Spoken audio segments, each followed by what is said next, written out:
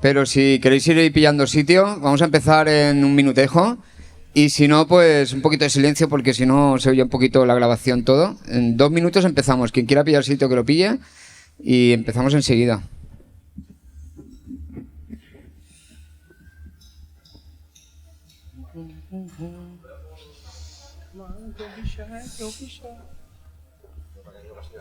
No.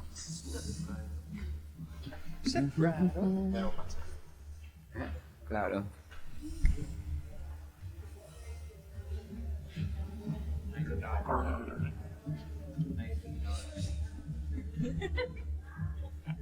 Pues cuando tú lo tengas claro, la grabación. ¿Sí? Vale. Sí, si se puede cerrar, pues mejor, así menos ruido. Si no, no pasa nada, se va a oír igual, porque es un poco de grave. Ah, no, ahora me acerco. Sí, es una breve presentación y arrancamos. Se va a ir igual, ¿no?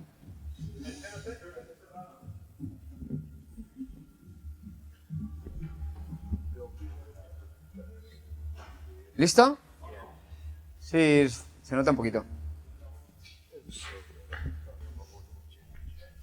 Bueno, buenas tardes, bienvenidos a todos. Gracias por estar aquí y sobre todo por abrir este espacio. Gracias a los chicos de Astral y a la Rítmica por ceder el espacio Audition para poder tener el honor de hacer nuestra propuesta con Detroit Techno Militia. Es un placer. Para el que no sepa un poquito el concepto, Audition tiene varias formas. Hoy vamos a hacer lo que es Audition Radio, que es que al artista le vamos a poner un poquito de ejercicio con una serie de preguntas y vamos a hablar un poco de la música que lleva en su maleta para el set de hoy. Así que mi compañero Fer es el que va a hacer un poquito maestro de ceremonias, la vamos a hacer en inglés y luego en nuestro vídeo ya editado y en YouTube estará en subtítulos. Así que nada, un aplauso para ellos y muchas gracias por aceptar. Muy buenas, chicos. Bueno, pues tal y como ha comentado mi compañero Sergio, hoy estamos con Detroit Techno Militia, ¿vale? Que es un colectivo de DJs y de productores independientes, nacido en Detroit, Michigan, que su mayor misión es poder compartir toda esta cultura de Detroit y llevarla a cabo a todos los recovecos que hay en el mundo y poder así compartir toda la cultura que tiene Detroit y llevar su musicalidad mucho más allá de lo que podemos alcanzar nosotros. También tienen una label que se llama por su mismo nombre, Detroit Techno Militia, y hoy estamos con Tom y con Jason. Bienvenidos. Welcome. Thank you very much. Thank you. You're very welcome. Just to let the people know something more about Detroit Techno Militia, would you mind to tell us how many people are you involved in this project? Oh, okay. There are approximately 18 to 20. We're changing all the time. We always have new, not necessarily new people, but some people go to do other directions when it comes to music and or other obligations. And everyone's pretty much a lifelong member. And we have just picked up 5 new artists from different spots around the world, and yeah, things are going good. And yeah, probably what, 18, Jay? 18, 20, a lot. And Yeah. you are all DJs and producers? All DJs, yes, actually, all DJs and producers. Some artists have and a vocalist. And some artists have their specialty, and whether it's DJing or production or live performance, everyone kind of works together as a cohesive unit and we all have different musical backgrounds. I always like to say we're like the X-Men of techno. And how did this idea come about? Like, why did you decide to form the collective? It's not a traditional record label. Like, we don't have a situation where someone sends us a demo and we go, oh, okay, I like this, I want to put it out. Everyone in the group, we have to be able to hang out with the people in the group. When we go out, when we go different places around the world, there are people with the same I'm not sure what the right word is, the same kind of feeling about Detroit music, even if they're not playing traditional, like what is considered Detroit techno in a lot of parts of the world. But we like to include people that were fun to be with, and that's pretty much the thing. Yeah, that's the same vision, and just to share the music, the Yes. good music that has Detroit. Yeah. Okay. Also, I see that like in your productions, you are playing like 2, 3, 4 people, 5 people. How do you prepare those kind of sets? Like too many people around. Well, with the I laugh because there's very little preparation. There's an idea, and they do it. yeah, we do it. Yes, we do it. Zero preparation. The hardest part is just getting everyone, okay, here's what we're going to do. Okay, if we're doing 5 DJs, we do 5 turntables, 4 mixers. And the worst part is the sound check. It's the worst part. It's just getting everything working perfectly. And even then, it's always a tightrope walk, but that makes it so much fun when it's, okay, my turntable's not working in full spin. All right, you back off a little bit and get your stuff working, and we'll come up and we'll work it. Typically, it's one pair of people. Excuse me, I'm popping my peas here. Typically, there's 2 DJs, and everything else is accents on top of it, whether it's scratching, acapellas, acid lines, whatever. But we can't. We're good enough friends where we don't like hanging out with each other long enough to do any like real practice. It works beautifully when it happens. That's perfect. So Yeah. you only need to enjoy and have fun together. Yes. That's all. And this is talking about the sets. And what about the productions? Do you produce all together? No, I think everybody works on their own. It's. I haven't worked with anybody that it's fun to send files back and forth. It's not fun. In a lot of the main producers are from other parts of the world, other states in the United States. It's not everybody in the same neighborhood, It's very difficult to work together on music. So we all just, for the most part, we just do our thing, and if it fits with the label, then they have the say that this is for Techno Militia. So you make it happen. And Yeah, and yeah. and nothing. None of the DJs are exclusive to the label. Everyone has side projects. Like you do hip hop on the side. You also do hip hop, I should say. And Jay has released on multiple labels. And there's no.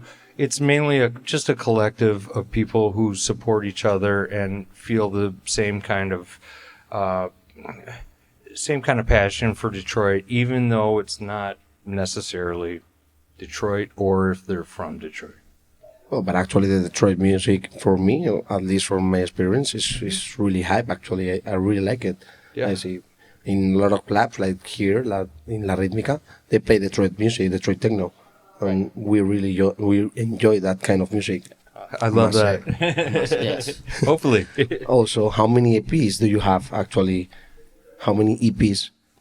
On the record label, for actual vinyl records, we have 8, and then we have 3 new ones coming out. They're at the press right now. Jay has a EP coming out. Emmanuel Eisbrenner from from Berlin, who's one of the newer, we call it the Recon 313, the people who don't live in Detroit, but they're still Detroit Techno Militia producers, DJs, whatever. And another great artist, Yanni Ho from Australia. So that will make 11. They are at Matter of Fact right now. We're pressing them both here in Europe and in America. And just because it's impossible to mail them because of the shipping. Shipping is ridiculous. So we have a plant in Detroit pressing the same 3 EPs that are being pressed at Matter of Fact in Germany. Yeah, and shout out to Archer Records too. Yes, Archer. That's our Detroit home. Yes, shipping is out of control. Actually, it's so expensive. Yes. Try to buy something from the United States here in Europe is really expensive. Actually, Both ways. And we're, so that we're trying to minimize that. That's really nice. Thank you so much for that. Hey. Also, have you ring any of those records here in the back? Do you have any of those? So we can have a listening? We just may. I've got mine. We just got the test presses 2 weeks ago when we were in Berlin. We did a show there, and the guys at the pressing plant outside of Berlin, they had us come over and do like a in-factory performance, and they gave us the test pressings. I gave a bunch to Jay. I gave a bunch to Emmanuel. I can't take mine out of the plastic till I listen to it at home on my own system. Test press. I want them to be perfect. I don't want to like accidentally hit the needle and scratch the record and be like, oh, this record's messed up. Very precious. Yes. But yeah, you may hear some of these tonight. Okay, let's listen to this first track. This is Mr. Jay Garcia, Detroit Techno Militia, number 9.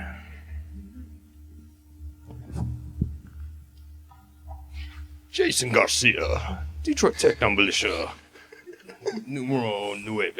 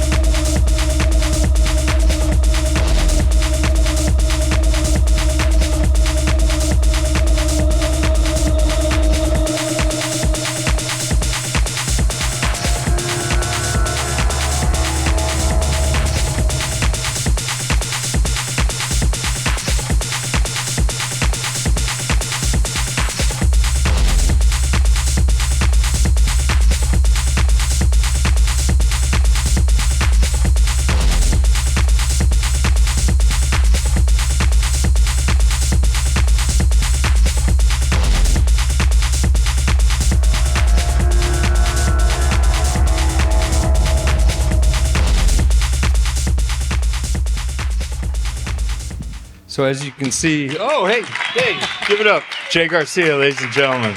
Thank you. Lovely, such a groovy track, I must say. It is a little rhythm. bit different than we play and produce, a little bit different than what is considered traditional Detroit techno in the traditional sense. We play a lot of Detroit records, but we tend to play the more aggressive ones and make more aggressive ones. This one was amazing for me, I must say. I like it because I love it. This kind of rhythm, the kinds of hats, I really like them because it makes me dance. Yes, I love it. Not that I'm sat down, but It's the intention. maybe another moment. By the way, you're like the second generation of Detroit techno, isn't it?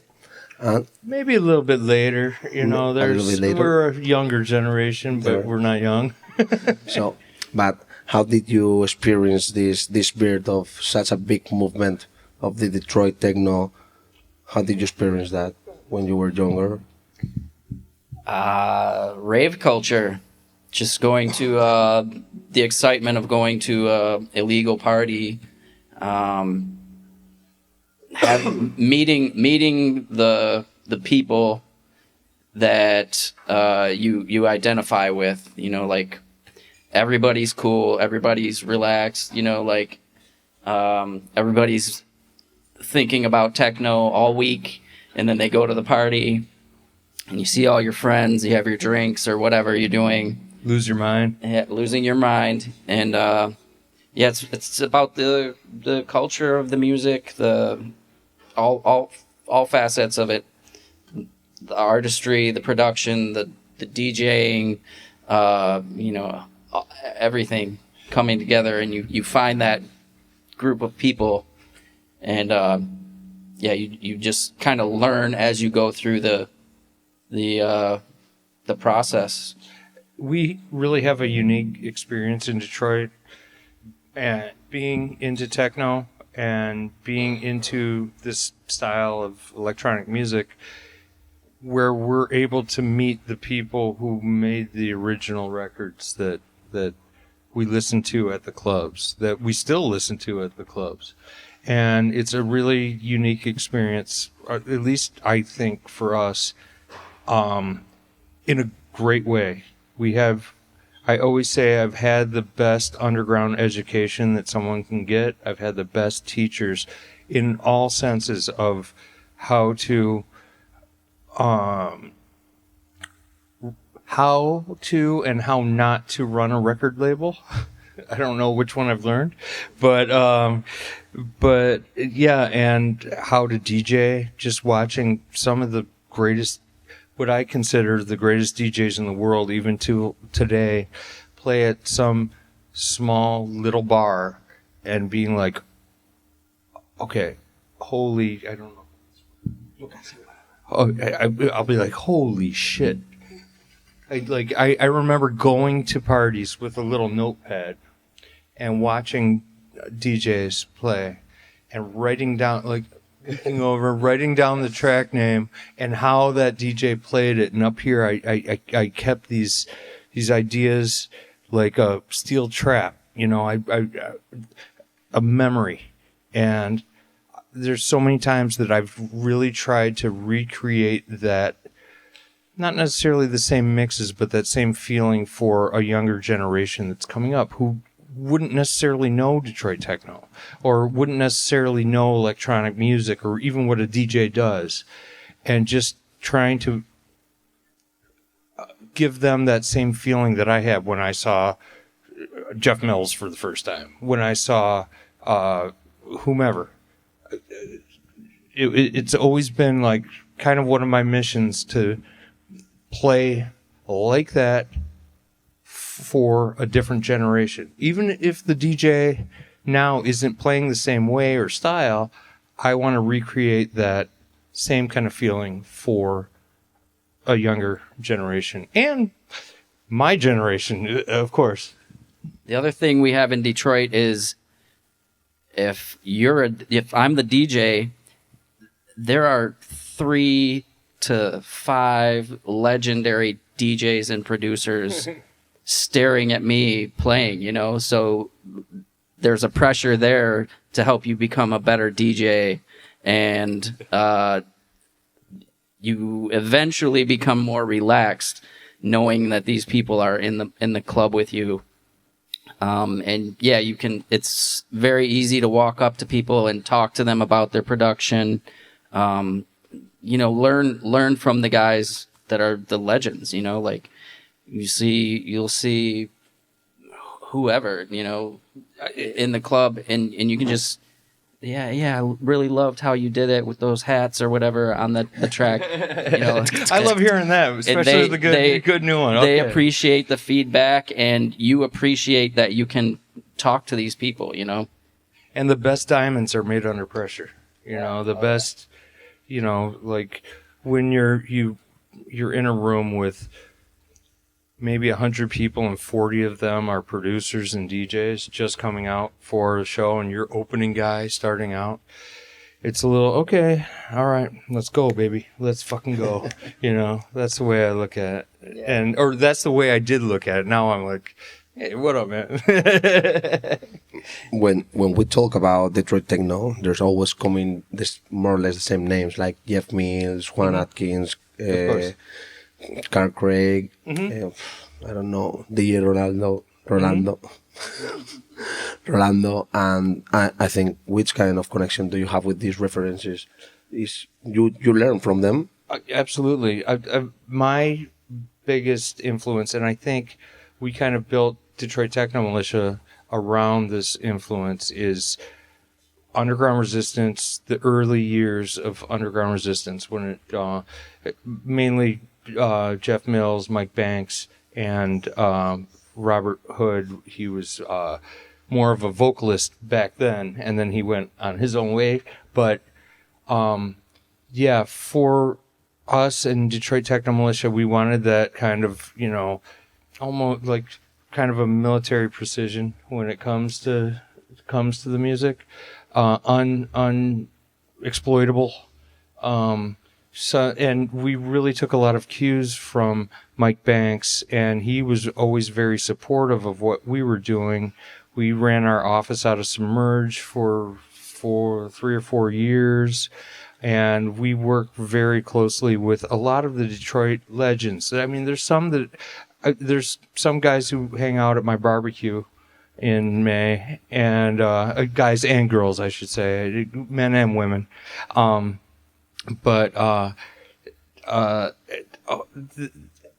For the most part, everyone has been very supportive of what we're doing, because we're not trying to be like the new big thing out of Detroit. We've always shown so much respect for our influences, and we always try to give them credit where it's due. Like Scan 7's another one, the Aux 88 guys, Keith Tucker, electro, techno, house music. We had the best underground education that I think someone could ever have in Detroit. I can prove it 100%. Yeah, because you are really heard the Detroit music. For me, for the first time I listened into electronic music, one of the first things I heard was the Rolando Knights of the Jaguar. Oh, yes. He's a good friend of mine. One of the first tracks I heard of him. And of course, Jeff Mills, I had the pleasure to see him 2 or 3 times here playing in Valencia. A real pleasure. One of my absolute favorite, both of them are a few of my absolute favorite DJs. They are fucking pioneers. Fucking bangers, baby. Yeah. And also, I must say, do you play the tracks from these guys? Do you have some on you? Of course. Oh boy, you put me on the spot. Yeah, I probably have some in the bag, but you have to come to the show tonight to see them all. Boom. Yeah. I have them pretty much on the USB, because I'm carrying so many goddamn records, dude. I have so much stuff in my bag, and luckily now with the USB interface, I can have some of the classics on there where I won't have to carry the record out. But like Rolando, one of my favorites. His brother, DJ Roach, is an impeccable DJ as well. He lives in Detroit still, and Founder of Detroit Music Festival. yeah, and he runs a label called Nuestro Futuro. I don't know if my Spanish is that good on that one, but yeah, Detroit is a free festival in Detroit that it's all Detroit artists. It's a free festival. All ages are welcome. And it is getting better and better every year. How long has he been doing it? At least 16, 17 years now, with the city throwing hurdles and roadblocks in front of him every year. He still manages to put one of the best festivals on in the city. It's lesser known. It's more of a street level grassroots style party. Underground. Yes. That's the name. So now talking about these big names, which is gonna be the second track for listening? Oh, second track. Hey, why don't I just happen to have one here. Here, Jake. Can you hold this or not?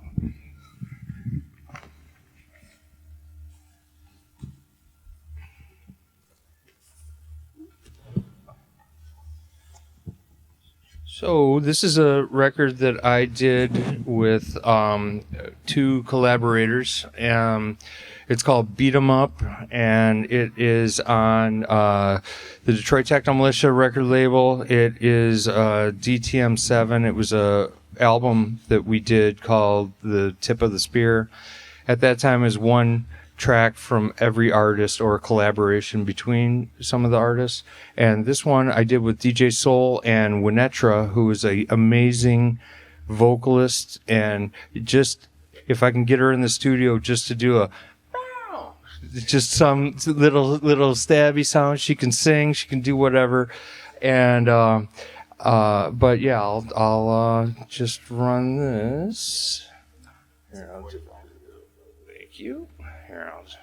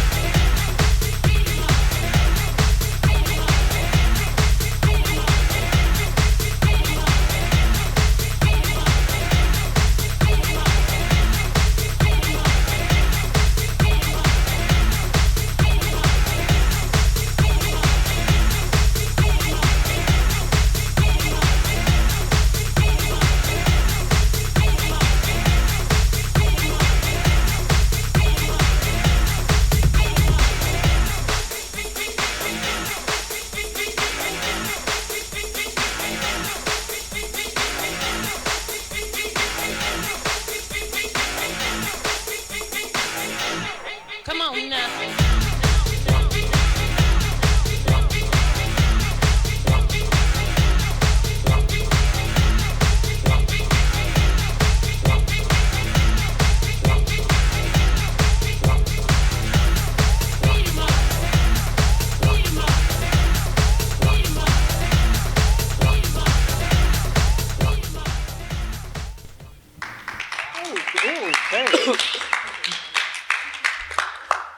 Another banger, must say. Yeah, I think one of the things, at least as a producer, that I try to do, and I know Jay does too, a lot of the people in Techno Militia do, to still kind of have the aggressive sound, but still with a little funk in it.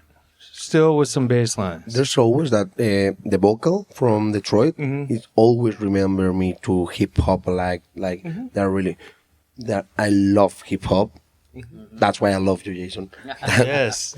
But of course, the vocals always remind me to good hip hop.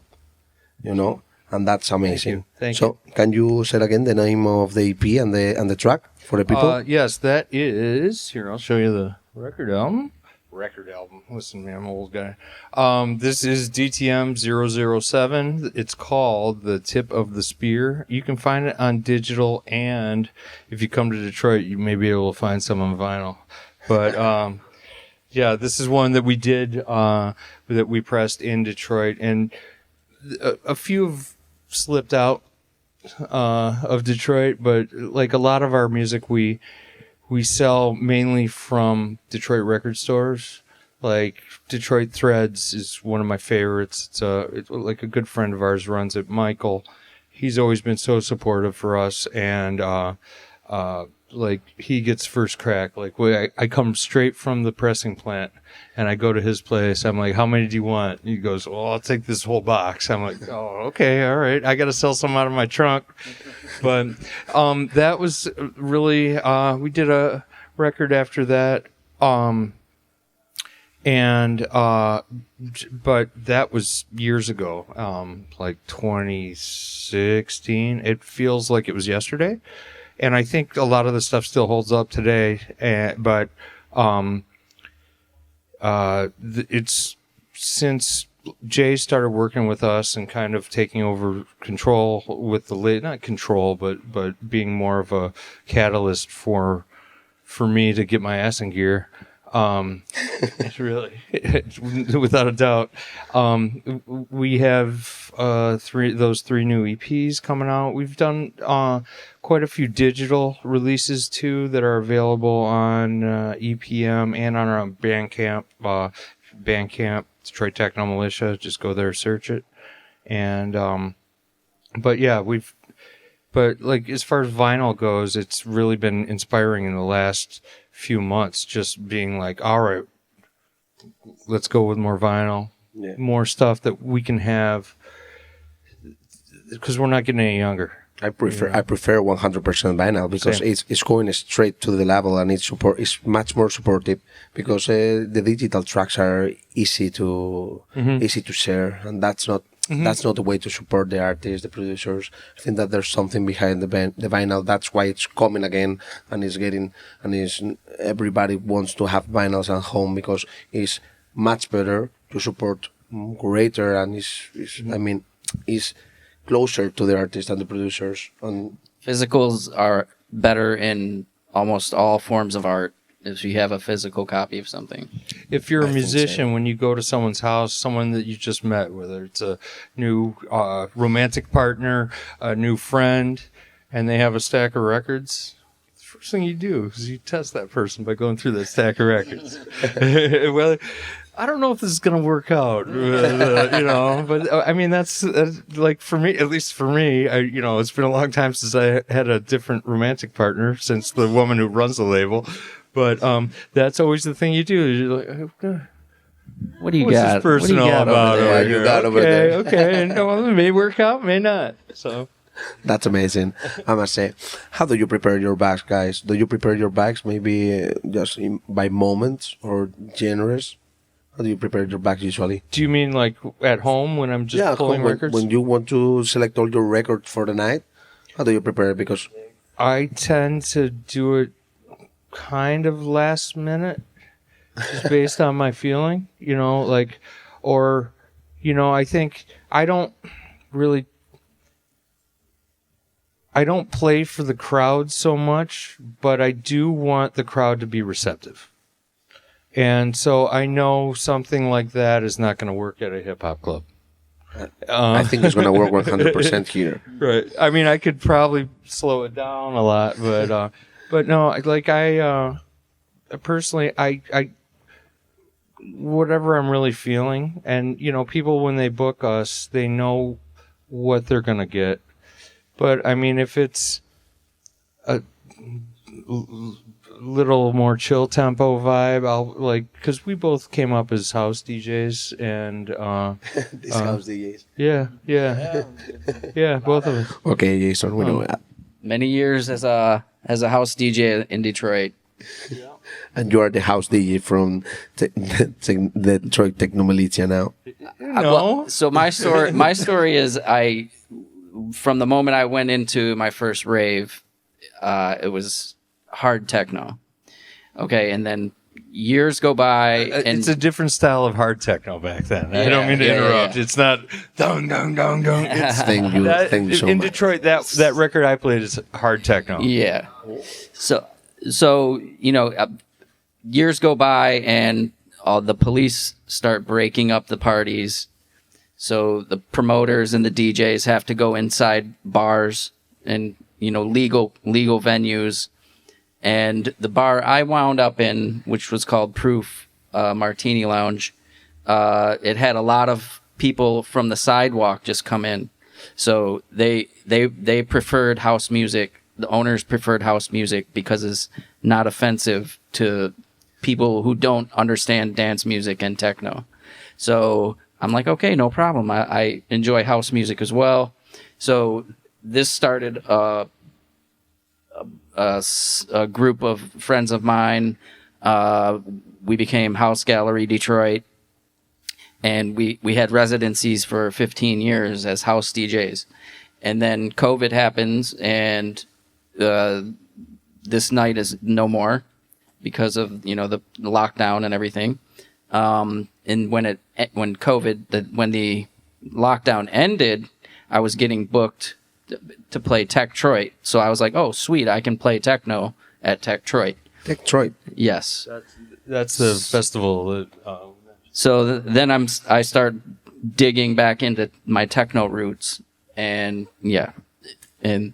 producing more techno, and then get tapped on the shoulder by Detroit Techno Militia to join. For me, it's really impressive that you call at Detroit. That's hard techno. It's a different world. Don't have a look here in Europe what hard techno is. It's, I know. It's horrible. It's horrible, actually. There's no way to listen that. This kind of artist can. So I've learned to call it aggressive techno. Aggressive when it comes to the aggressive side of Detroit techno. Yeah, but that kind of vocals, I think that it makes it softer. A little bit. Yeah. It's it's not the super stripped down style that I hear a lot in Berlin. It's which I also love. I love that mixed in with stuff with like some funky bass lines and that. But for me, I get very I don't want to say bored, but when I hear a DJ playing the same sound the whole time, it gets to me. I get frustrated, and I'm like, linear sets are boring. Where you're just they're flat. They have their place, but like for me, that's not what I respond to. So you prefer to have like hype moments in the crowd, and then slow it down a bit. And I think that may also be we're all musical descendants of Jeff Mills when he played as the Wizard on the radio, and he was playing hip hop, he was playing industrial, he was playing techno, he was early techno, early house music, hip house, and electro. Like we're all musical descendants of that back in the 80s. And a lot of DJs from Detroit have kind of used that as a good blueprint for what they do. So a lot of DJs that I don't think they understand in different areas, different locales, a lot of Detroit DJs will play techno, couple electro tracks, right back into techno, into some house music, into some like old shit, and then, techno. And that's kind of the style. Like DJ Rolando, he's a perfect example. DJ Roach, perfect example. Jay Garcia is a perfect example. Detroit Techno Militia. I mean, that's kind of the way we work it. I look at it as when I do solo sets, as, I'll bang hard for a while, and then there's a point of redemption that brings, I'll play aggressive, and then drop a house song in there. In Europe, those aggression is like the warm up here. Yeah. For this TikTok techno, is warm up. Yeah, for the hard techno. Yeah. So I like to do redemption, then back into the grind. I call it meat grinder. You like the harder stuff. If you weren't playing Detroit techno, which kind of genre you will be playing? A little bit of everything. Techno. Proper techno? I feel that what we just described is kind of how we have an open play. It's really open. I think that's a Detroit thing where we're in and out of different genres, and up and down and in and out. Where everything happens. Great music. Yeah, great music. So do you like breakbeats, for example? A lot. Do you like breakbeats? Oh, absolutely. It depends on the break. It depends on the break. I love, for example, Detroit Fieldiest. I think it's called this way. Detroit Fieldiest. Do you know these guys? No, I don't know. They're nice. I love them. Okay. They also play. It's from Detroit. That's why I remember it. They do nice breakbeats for me. I think it's really nice. Oh, nice. But personally, when it comes to Detroit, breakbeat electro, I absolutely love Direct Beat Records. I have their entire catalog on vinyl. Underground Resistance, I have their entire catalog. Metroplex, their entire catalog. I got too many records, but I'm never getting rid of those. Okay. And talking about records, there's any record in your bag that you always have on it and you always play? Jay? Anything you got? All right. I think that both of you have one of these. You have another one? Or you share the same bag? I would say I have a few artists certainly always in my bag. I love Mr. G for house. I love Barada / Brian Zentz. There's a couple of artists that you might almost certainly hear me play every set. I drop one of my tracks every set probably. Drivetrain from Soiree Records. Another great Detroit artist. Right. There's artists that I play very frequently rather than one song from a particular artist or one record from a particular artist. Lovely. Which one we have over there? This is my absolute favorite record, and don't look at the labels because I put fake labels on there. So when people are watching me, they don't know when this one's coming in. So it typically comes in, especially when I play solo. But so I put a Detroit Techno Militia one on there and a different KMS one on there. But this one is, the artist is called Fix, and the track is called Flash. It's from 1991, originally on KMS Records, and the producer is Orlando Vorn. And I typically, when I play this, I don't play one copy. I play two copies, so I can do different things with it. I've worked it back and forth, scratched it back and forth so many times. I know every moment of this record, and I'll show you the part where I got to speed it up a little bit because it's going to sound weird to me. Where I mix out every time. I've played this record hundreds of times. I've only heard the end of this record maybe 5 times. Well, maybe I'm exaggerating, but very rarely. So hang on, I'll start it from a little bit in.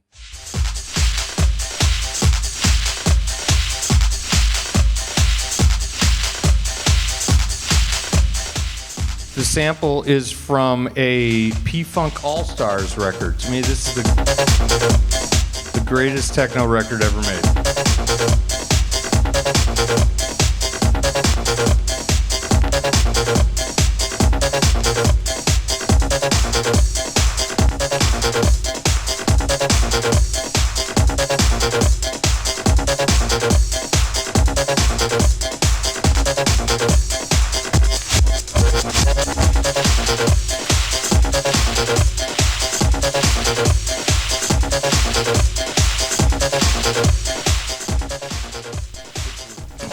It's repetitive. I love it. It sounds hard as hell. It works with house music if you slow it down. It works great with techno and electro.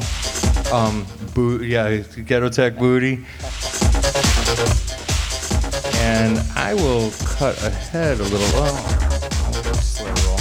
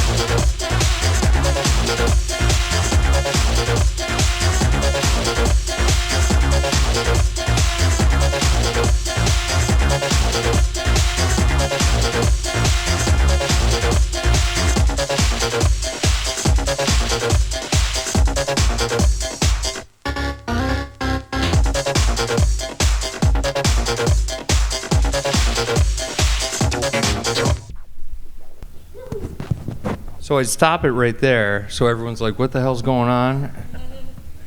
And then, hey, if you like that, let's play more of it. So here's where I've mixed it out every single goddamn time. Coming up.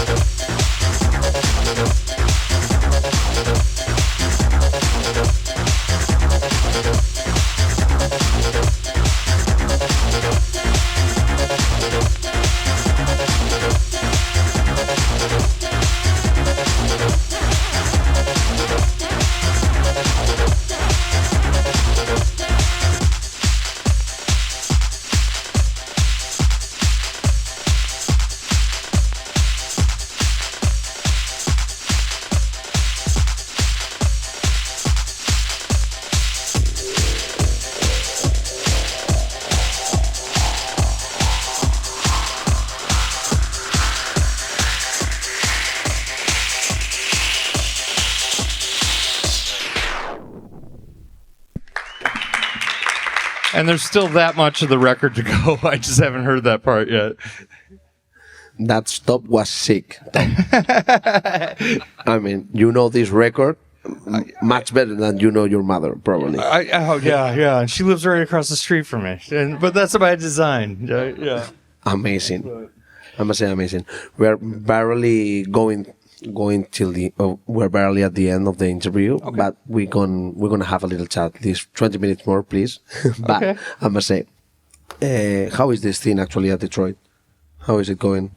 This thing. Very good. Very good. It's good. We have the big movement festival coming up at the end of May. We're kind of starting like a little more festival season in the Midwest in the U.S. So like. Because it's, of course, summer. But, we are scene in Detroit, we have some very strong techno clubs, but they're a little smaller scale than what I've seen around the world. But it's a very passionate group of people who are there for the music, there for the party. A lot of producers, artists, DJs will come to the shows, and we have more, I like to say we have more producers in the wide sense than we have consumers of the music. So like you'll go to a party and it'll be some DJ or like who people know from out of town, and it'll be more artists and DJs in the crowd than there are just people coming for the party, which is an interesting thing. I don't know if it happens anywhere else. Like a place the size of this venue, you may have 30 people who are just who are techno producers and musicians, and the rest will be people who consumers, are just into like it. Yeah, said, the consumers. And so it makes for a strange situation, I think, but it's still great. It's a good crucible for creativity. That's really nice. At least here at Valencia, we're also in a great moment, and it happens the same. You'll go to a venue or whatever, and there's a lot of producers, a lot of DJs that we are just helping each other. We're not only helping, we want to hear the set and we want to hear nice music. That's why we go there. Support for the other artists. Yeah, support always, but also because you know that the local guy also plays well, and that's why you also go there. Yes. And it's not. I mean, it's not a fact being international to go to a venue. I think for me it's much better to support your local business and your local guys 100% over the international or whoever is coming. If not, there's no international coming here because there won't be any club to have an international. Absolutely. By the way, you say, which club will you recommend at Detroit? Actually, what clubs will you recommend there? TV, Marble, Lincoln Factory, Speaker Box, Spotlight, Tangent Gallery. Those are probably the most the biggest or most frequent. Like they have events every weekend, so. And weeknights a lot of times, and weeknights like Motor City Wine for house and jazz. Yeah, and to be honest, like a lot of stuff happens like one-offs in like a small bar or pub, and it's the underground where the younger promoters are going to places that are more possibly not legal, you know. That's coming up back. That's happening again. That hasn't been around as much since, you know, the early 2000s. That's happening again now. So it is growing. The crowd is staying younger, which is a good thing. We don't have a 24-hour creative economy. For example, bars close at 2 a.m. They open at 10, typically, or bars and clubs typically open at 10, close at 2 a.m., and people don't get there until 12, till midnight. And it makes for a tough time because all the DJs have super short sets. It's not like when you go to Berlin and a DJ's playing for 5-6 hours and people stay the whole time.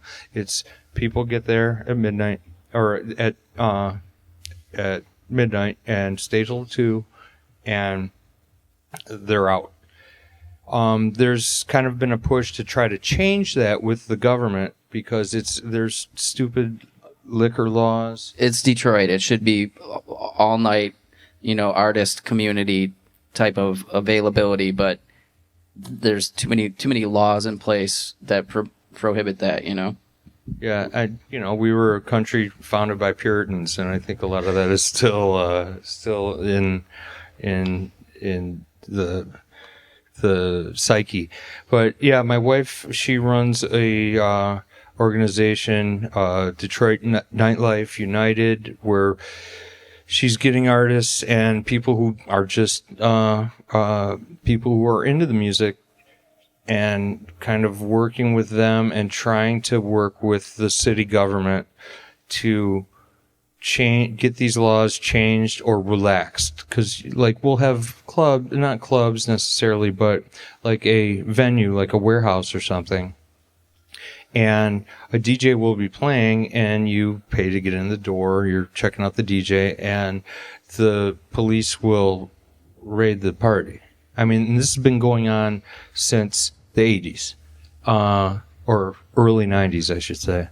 And it's like, if I'm a professional, if I have a regular day job, like let's say I'm a stockbroker, whatever, and I get one ticket for being in they call it the crack house law, because they treat raves like a crack house. And so if I'm a stockbroker and I get busted for being in a house that is considered a crack house, I lose my broker's license, I lose my job, I can never work in the industry again. So you have people who are in their 50s and 40s, 50s, and 60s going to parties that they think are legal and that should be legal, and they ticket everyone and impound their cars, which is another $900 to get it out of the impound. It's ridiculous. So the Detroit Nightlife United is trying to get away from that whole. That's a pity. That's not. It is really a pity. Yeah. For the home of so many styles of music. I mean, we have like not just techno. We have like so many hip hop events, like legit hip hop events, soul music, jazz music, rock music. I want to be able to go to a place and not fear being arrested, losing my livelihood, and having to pay a shit ton on getting my car out just so I can get home. Also, I think that the government has any clue about how many people just make a living of this passion, and that they really like it. And it's not something about economy. I'm not talking about money, because sometimes you don't need too much money for make a living. But right. it's glad and it's beautiful to do something with passion and that you like. As music, you're not harming anyone, and it's not a bad thing. But they don't give a fuck. They don't care. And, you know, just like any city, I'm sure there's a lot of corruption. Like, I don't want to get too political on, other than on this situation, as you guys probably know. There's a cultural economy that's good for everyone that should not be illegal. They should not be illegal. Right. And we close this political track now. Also, obviously, the Detroit Techno has been for you two guys, and also I think for Detroit Techno Militia itself has been like the point of view, and you're going straight there. But do you feel yourselves like ambassadors of the Detroit sound? I feel like we're ambassadors of the Detroit scene and culture, and more than the sound itself. I feel like we try to carry our vibe throughout wherever we go. Yeah. I couldn't say it better myself. I'll just shut the fuck up.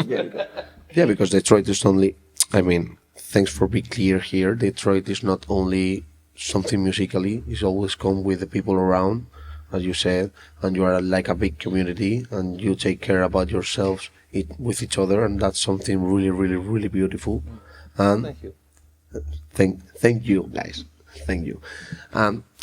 Also, one of the first documental films I've seen from music, it was one of the Detroit scene. And that's why I know about Derek May, Juan Atkins, and all this kind of music. I don't mean to interrupt, but you'd be surprised at how few people in the city in southeastern Michigan know what the hell techno is. More people know it in Valencia than they know it in Detroit, I'd say. More people know it in all these other cities where I'll go, and they know not necessarily just Detroit techno, but they understand, okay, it's club music, whatever. But there's a enormous segment of the population in Detroit that has I'm not just talking about the city, I'm talking about the suburbs, the whole region, that have or America for the most part, that don't know dance music, they don't know club music, whatever. And I think a lot of it is, they just don't have exposure to it. It's not played on the radio anymore. It's not, if you go to a club, you got to be out of there by 2. And there's so little exposure, which also makes it kind of cool now that I think about it, that it stays underground and it keeps the edge. But still, it's very surprising at how few people understand house music or techno or electro or whatever. Yeah. Also, there's a question that for myself. Do you prefer to do vinyl set only, or do you play digital? Do you play hybrid sets, or you only play vinyl only when you play in your sets? I do both, but with the vinyl, I think with both of us, that's our route. And now it's interesting that a lot of clubs aren't getting like the turntables serviced, and so that's the problem for me is I love vinyl. I hate turntables because there's 1,000 points where a turntable or the sound can be. Oh, come on, man. We played a few shows here where we switched only to the CDJs because the ground wasn't correct or whatever. And when he says here, he means on this tour in Europe. Yes, on this not here. This tour, not here, yes. Yeah. You ain't going to have any problem here. No, 100%. Everything's been perfect. We did a good sound check. Yes. So. Yeah. Yes. Do you like the sound system here? The sound system here from the Rítmica. Great. Love it. It's amazing. It'll sound better later tonight. Yes. It's gonna sound much better tonight. 100%. I can prove that. Yes. I wish to be here, but I have to work. Bullshit. Yeah. Hey, I'll call your boss. I'll tell him no. I wish I give you the number right now. Put it on the air. We can all call him. And just to wrap the things up a little bit, do you have a special record that you used to put at the end or at the beginning of your sets? I definitely do, but I don't want to give it away because there's some people who are going to be at the party tonight. There's a couple that I close with. That where I say, I talk about the redemption of just being pounded the whole night and then, okay, I'm back on Earth. Okay, redemption. Yep. Okay, then if you want, you can share with us the fourth listening of the interview. Which one is going to be the fourth listening? The fourth track. The fourth track. Let me play a unique track that I did. Yeah.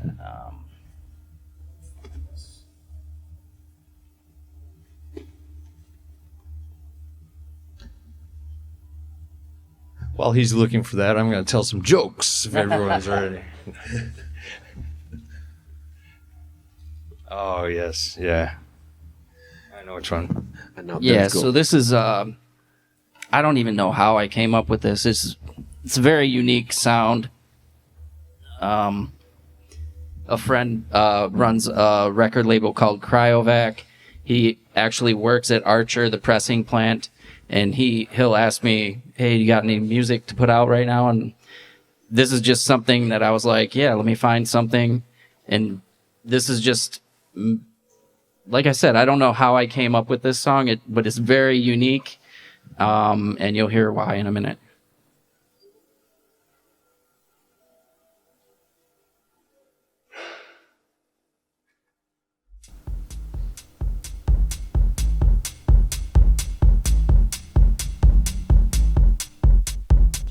Sounds and unique build-ups, and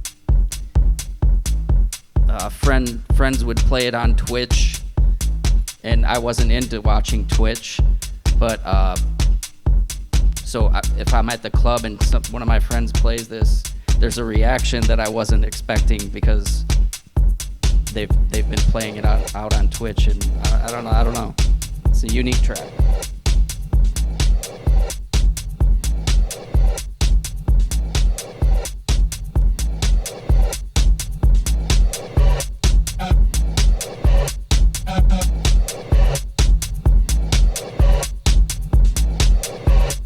did some like vocal pieces and put a lot of effects on the vocals, and so there's some of that going on.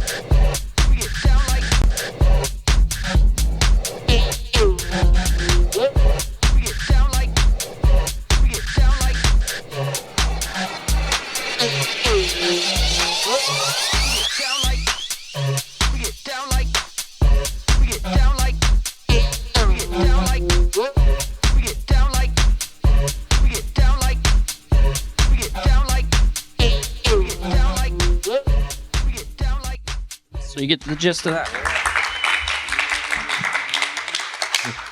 Such a nice track. Yeah. Really nice. What's the name of the track? Get down like. Get Down Like? Down like, yeah. What'd you use to make that? What that was actually just on Ableton. Nice. I had used there's a site called Splice, and you can download different sounds and samples and stuff, and that was my first time using that site. So I was just slapping stuff together, and I had the Roland vocal effects, and I was using that on my voice, just layered it all together, and that was a fun track that I had been working on when my friend Andy hit me up and said, "Hey, you got anything?" I was like, "Yeah, do you like this one?" And he was like, "Oh, this is sweet." Shout out to Andy Garcia. It's fucking Private amazing. Records. I remember Thank you. here in Valencia we have this kind of groups that much a little bit more slower and deeper, and for me it's like home. I'm feeling home with this track. I appreciate it. I really like it. So fucking nice. Now that we are actually in the end, there's something you want to share to the people just to don't miss the performance of tonight. What would you say to these people? Why should be here? Don't miss this performance tonight. So don't miss. Do not miss it. And if you gotta work like this guy, come see us next time. Hopefully we'll you be guys back. know which cars his is. Go flatten some tires real quick. Yeah, take the air out of his tires. So I think I'm gonna call my boss 100%. I'll call him. Hey, put his phone number out there. We'll call him. All of us. Text him. Okay. Thanks everybody for coming over here. And Yes, thank you all for sitting Thank through you. this so much. Thank you guys. Y gracias a la Rítmica por acogernos y a Astral Rhythms por traernos a estas dos figuras. Muchas gracias. Gracias. Thank you.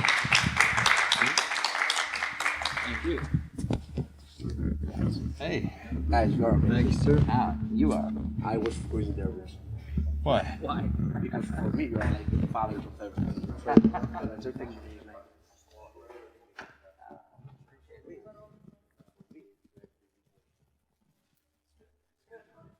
There's no doubt. That was a lot of fun.